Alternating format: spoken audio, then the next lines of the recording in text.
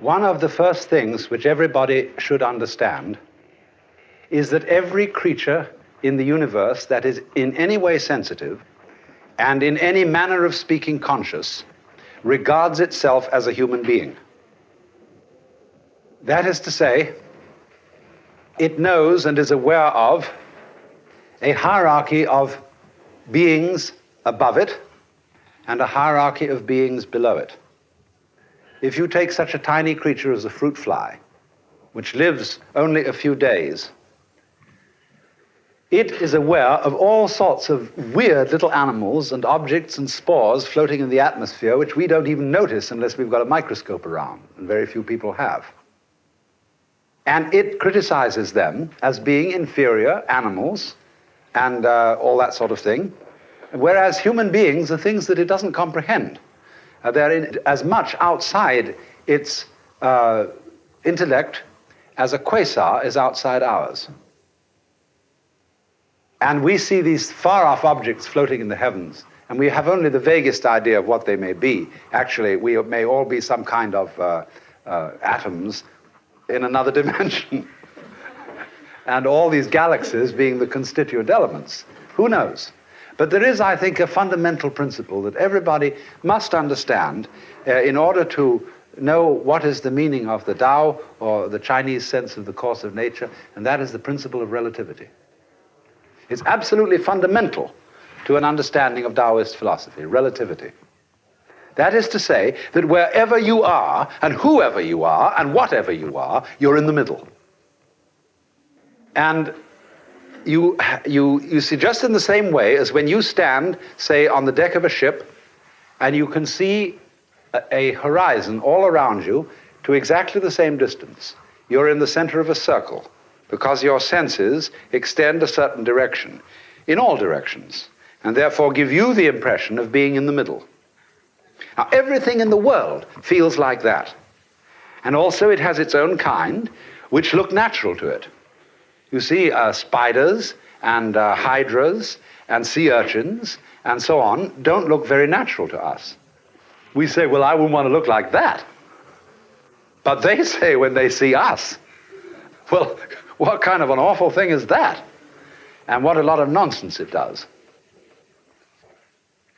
But now, here is a very strange thing.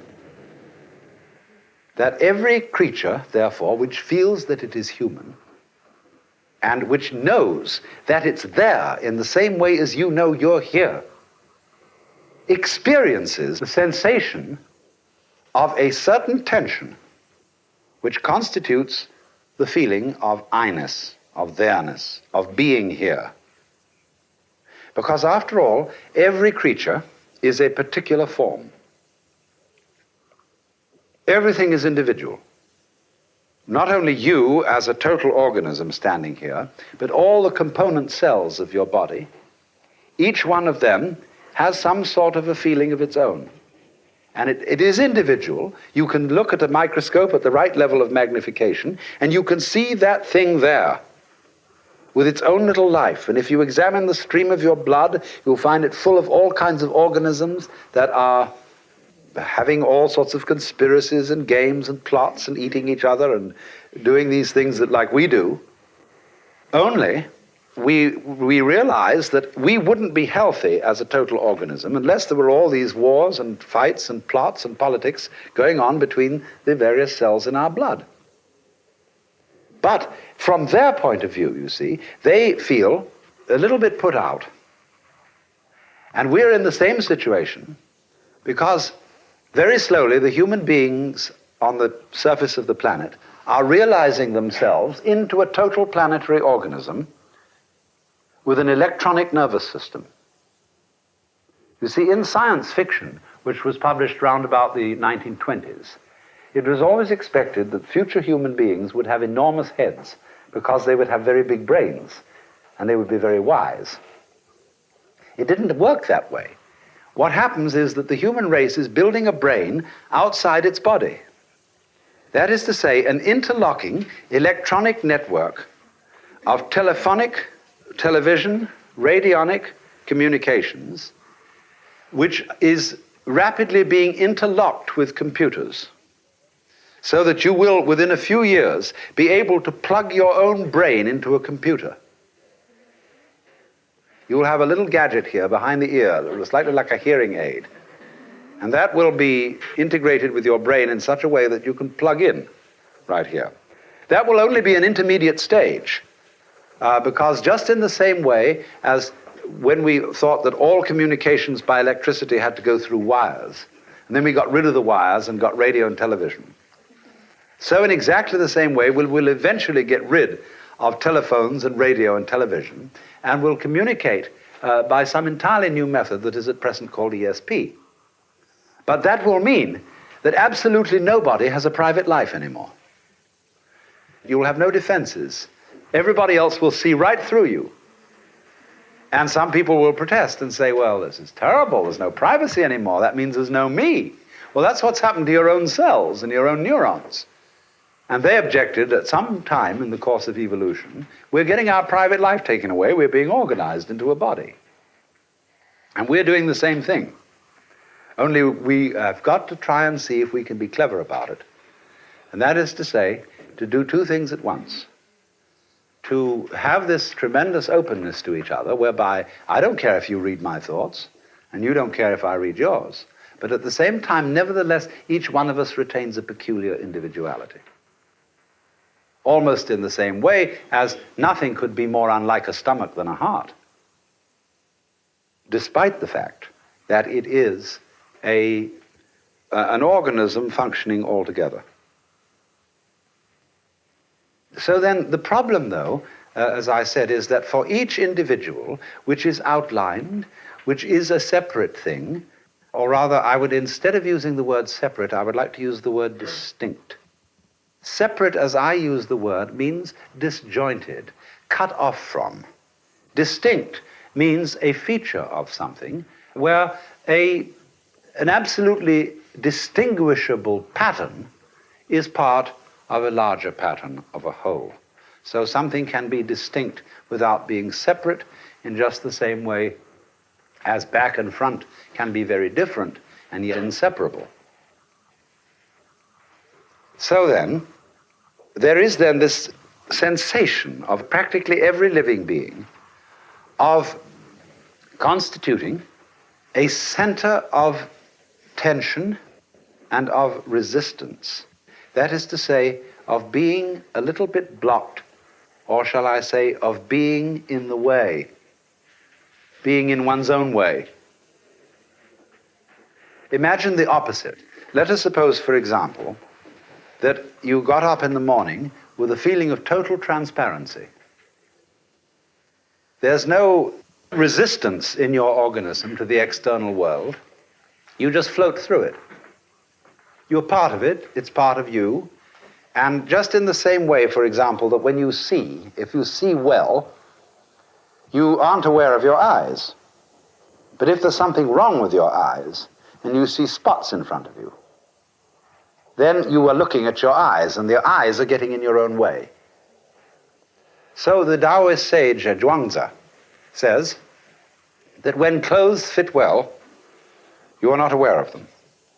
When your girdle or belt fits properly, you are not aware of it. Good shoes you're unconscious of. And so in exactly the same way, the perfect form of man is unaware of himself because he doesn't get in his own way. He is thus, in this sense, completely transparent. Now you were thinking I'm trying to sell you a bill of goods, that I'm going to teach you some technique so that you can feel perfectly transparent, and that this is the proper way to feel, this is the way you ought to feel. Now, it's not that simple. Point is, to begin with,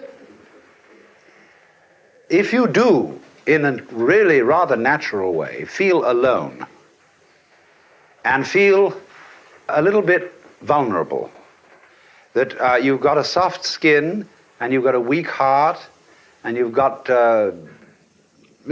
all those ills that the human body is heir to going on inside you. Let's begin with that. And that fact we hurt a bit. And through hurting a bit, we know we're here.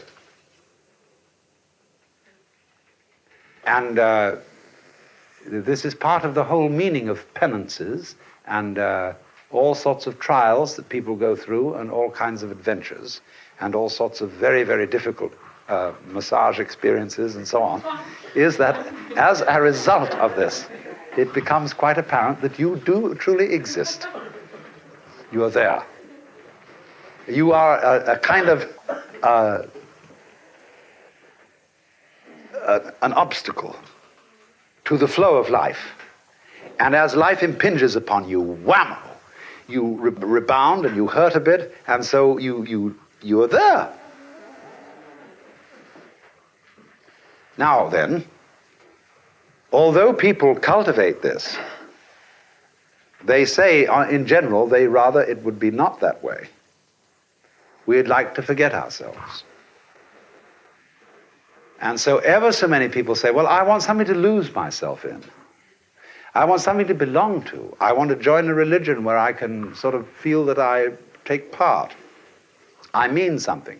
Or I go to the movies to forget myself. I read a mystery story to forget myself. I get drunk to forget myself. Because the peculiar quality of the drug called alcohol is that it turns you off.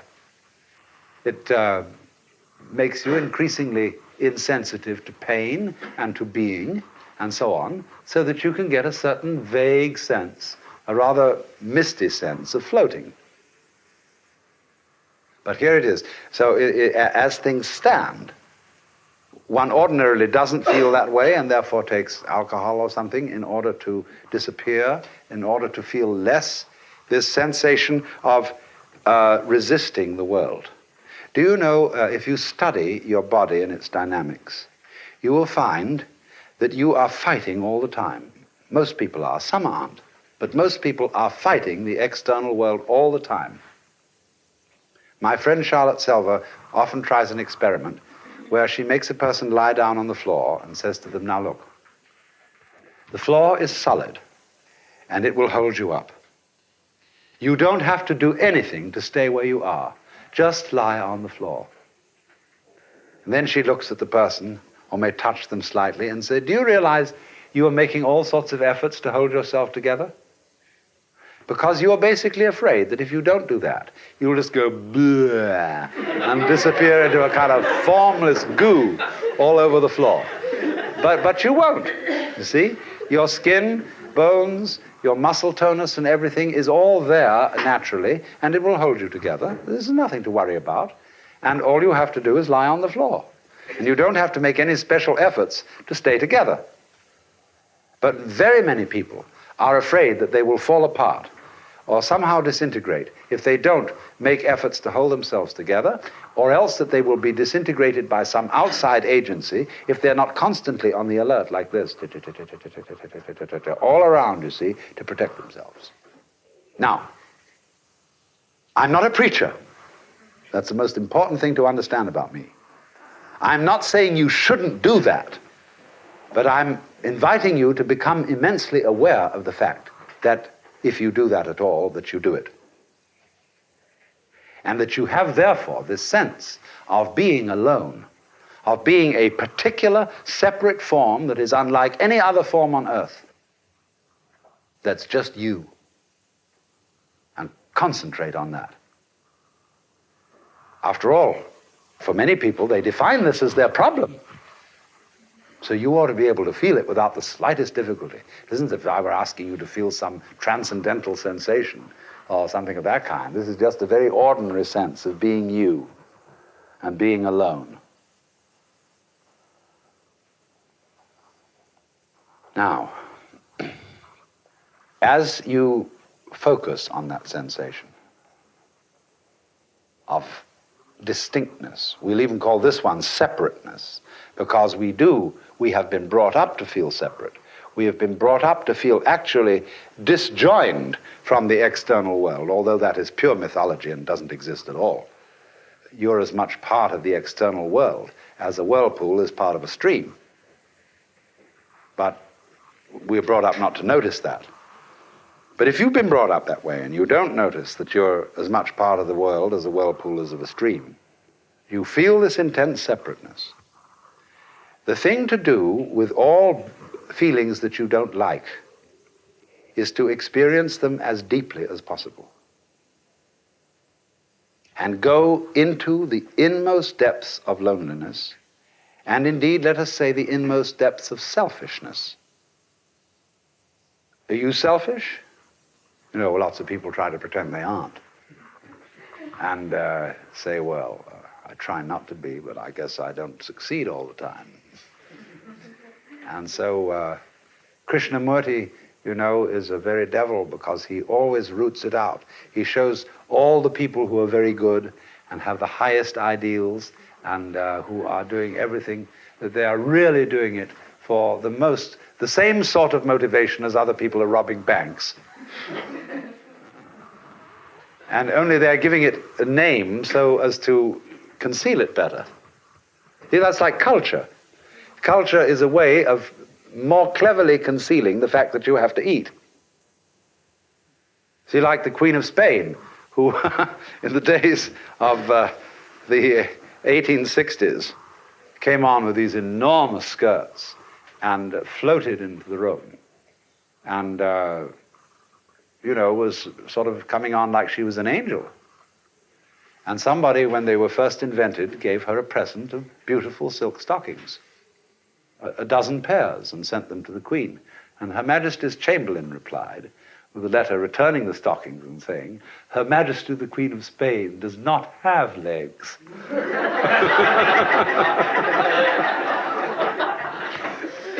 I managed to float along just the same because I'm an angel.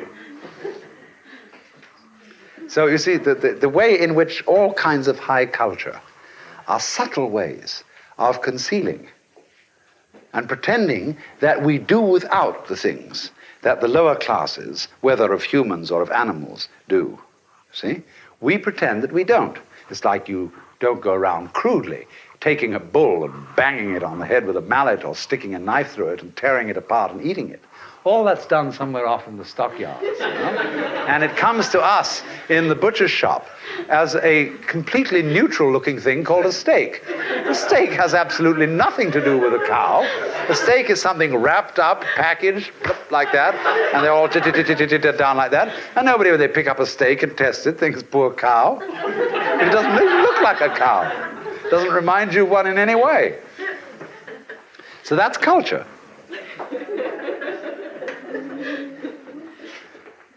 But you see, however much you mask it under lofty ideals, I mean, the most religious people in the world, the greatest saints, are the veriest rascals.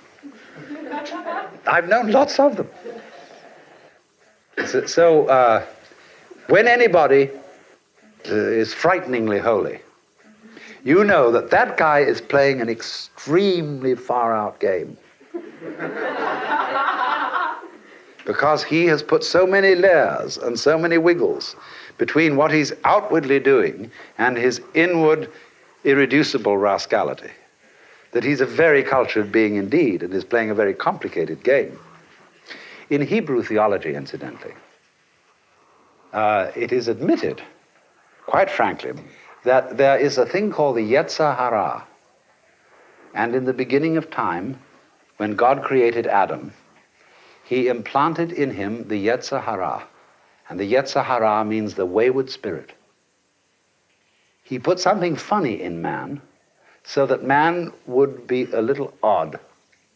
And it was a result of the Yetzer Hara that Adam was tempted by Eve, who was tempted by the serpent to eat that famous fruit.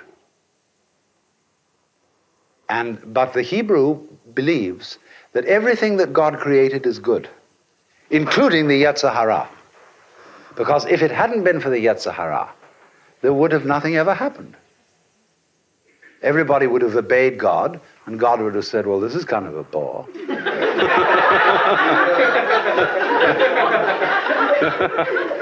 So, now, but you see, you can't just get up to someone and say, disobey me.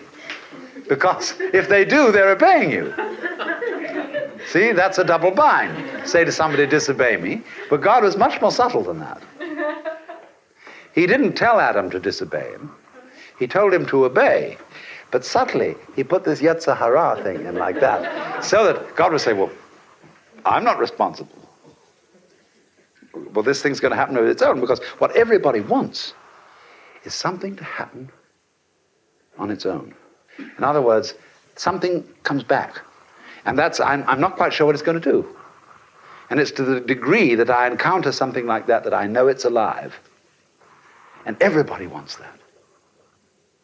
Because you see, the sensation of being you, this curious, lonely center of awkward sensitivity, subject to the most peculiar feelings and pains and anxieties and all that sort of thing, all that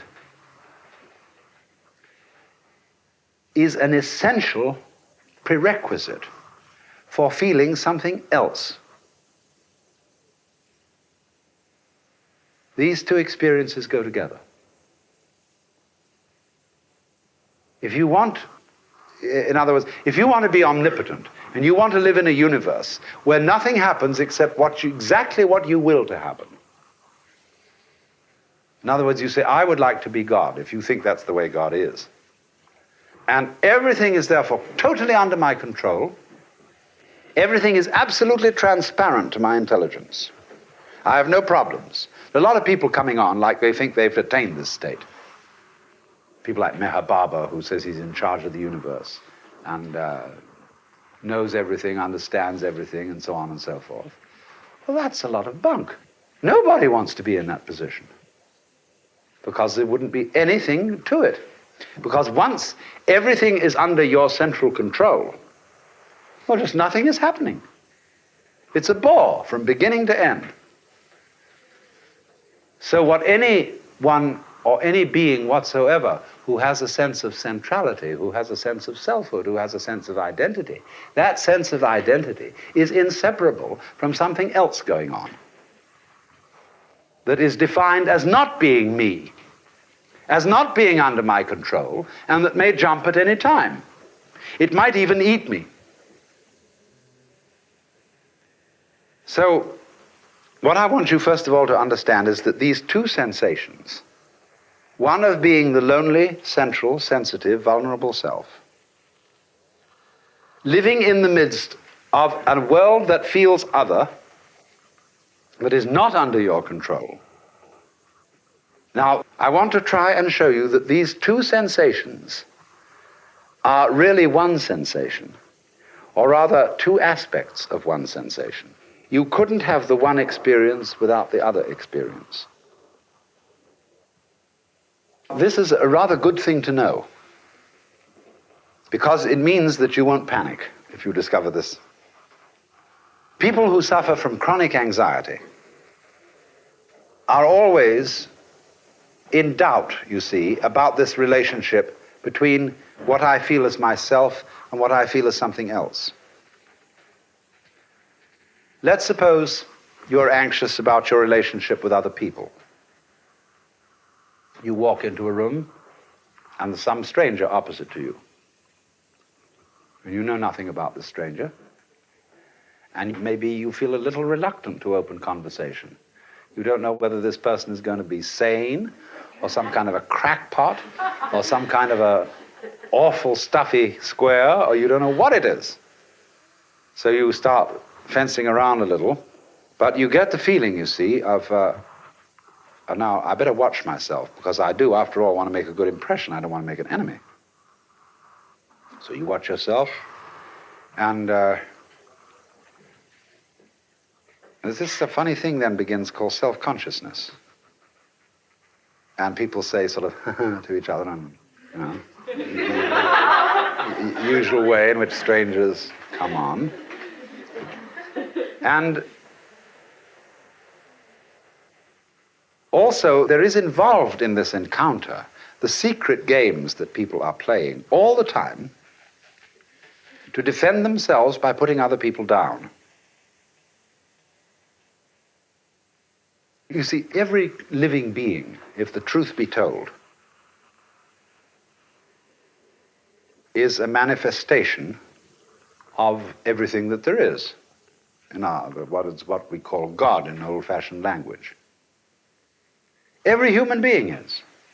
And as I look around, I can see every one of you as the divine being coming at me in a different way. Crazy. But the thing is that what we do is to try and prevent people from realizing that this is so, by pointing out to them in the most subtle ways their limitations. And seeing if we can phase them, put a person off a little bit, make them uncertain, make them unsteady. It's like all sorts of games you can play where if a person wavers, he loses, where it's absolutely essential that he has total nerve in order to win. But people play that with each other all the time. And the reason they do it is not the reason they think. It is that if everybody were perfectly clear that they were a manifestation of the divine being, nothing very much would happen. But so as to keep everybody a little bit unclear about it, the whole thing bugs itself and creates these little doubts. So what we're beginning with is these little doubts, you see, these sensations of blockage, of not being very sure of yourself, but knowing very much indeed that you are yourself and that you're alone and it's all up to you. That terrible feeling of responsibility. So, but what I'm trying to point out to you is if you intensify that feeling and bring it to its highest pitch, you will immediately realize that you are aware of it only by virtue of the entire sensation of something else, something defined as not you. So the feeling of not you and the feeling of you are relative. They go together, and you can't have the one without the other. And if you can't have the one without the other, that means there's a secret conspiracy between the two. They are really the same, but pretending to be different. Because the whole idea is if there wasn't a difference, you wouldn't know anything was happening. I mean, if it was all the same, it's like that song of Bob Dylan's, which says something like, well, I'm just like a guy like you. I'm just like anybody else. No use me talking to you, because you're just like me.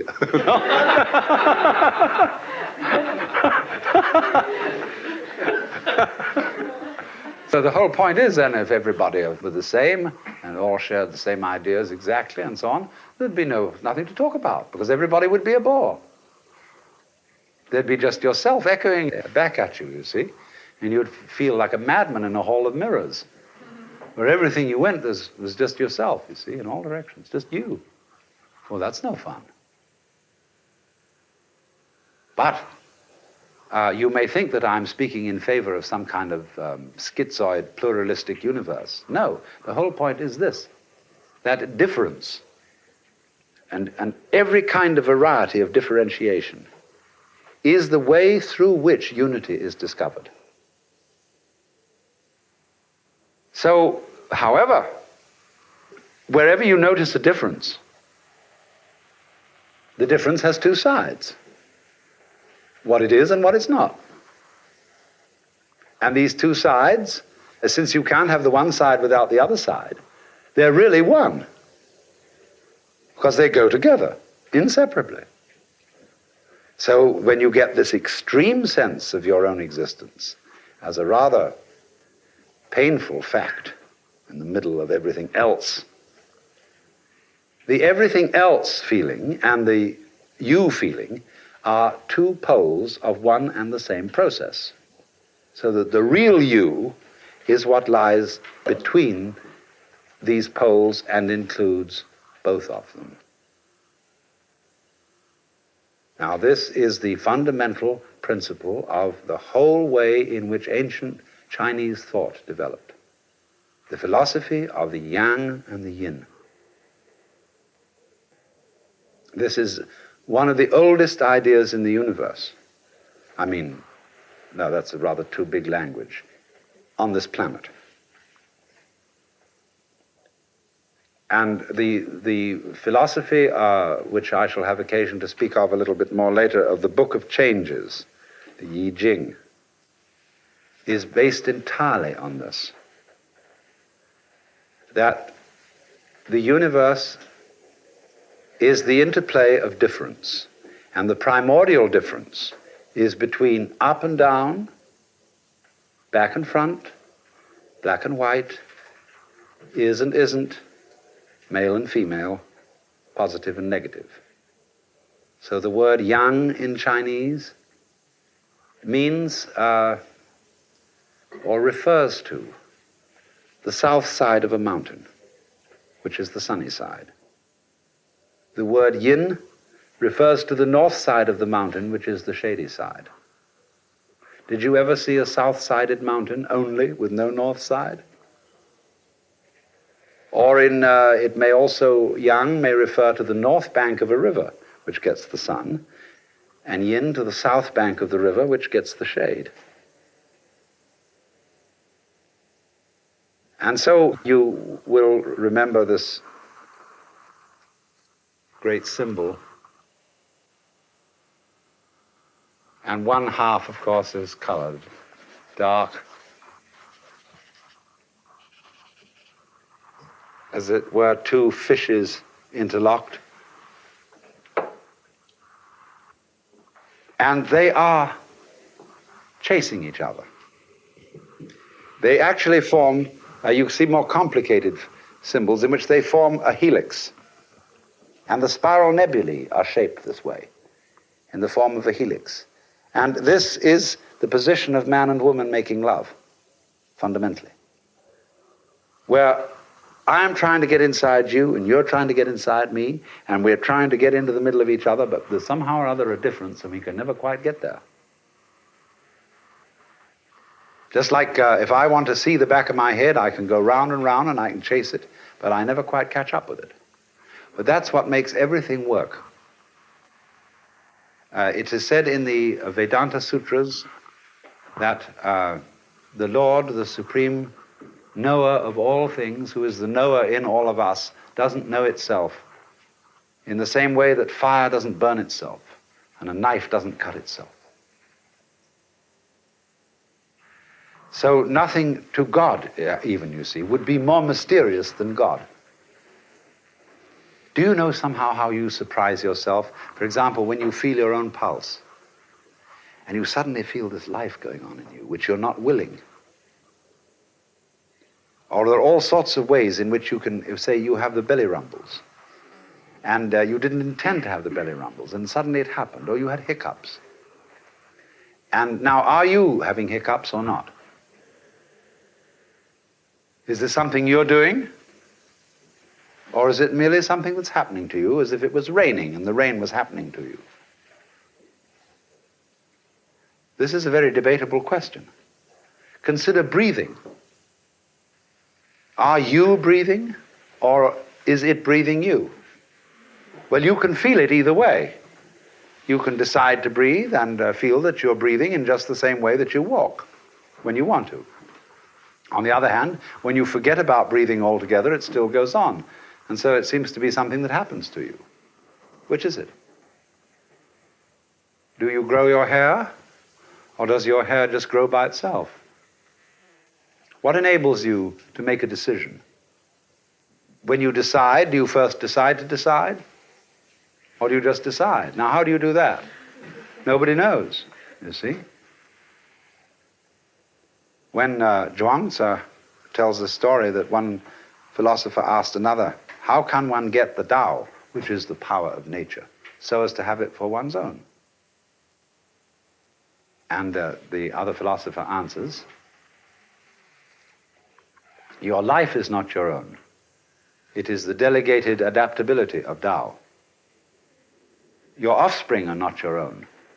They are the outputs of Tao.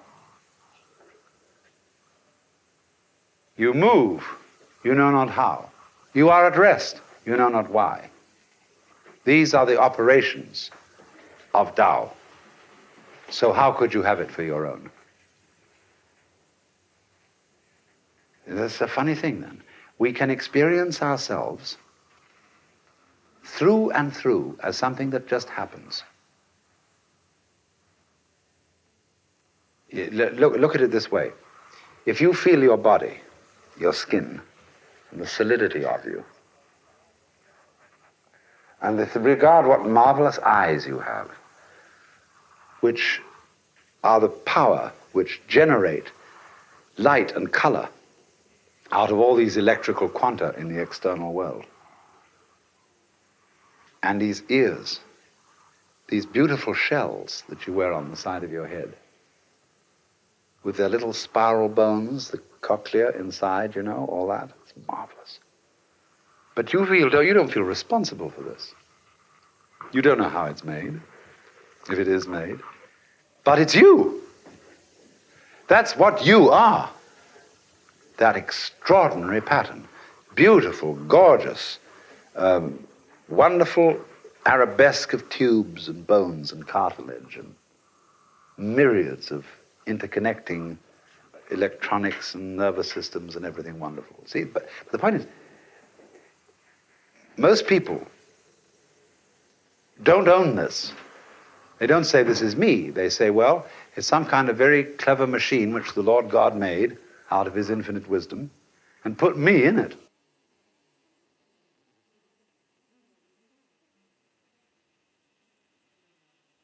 And this is a very limited view. Because the extraordinary thing is, you see, that this is you. This extraordinary, marvelous goings-on, see? But you can feel it, all of it, as if it was just happening to you. But if you want to feel it that way, then you've got to go the whole way, and you've got to feel that your decisions just happen to you. And that the thing that you call yourself, to which things happen, is just something that happens. See? You don't know how you managed to be an ego, how you happen to be conscious. That just happened too. So happenings happen to a happening. So you can feel yourself completely irresponsible, like that, see? There's nowhere.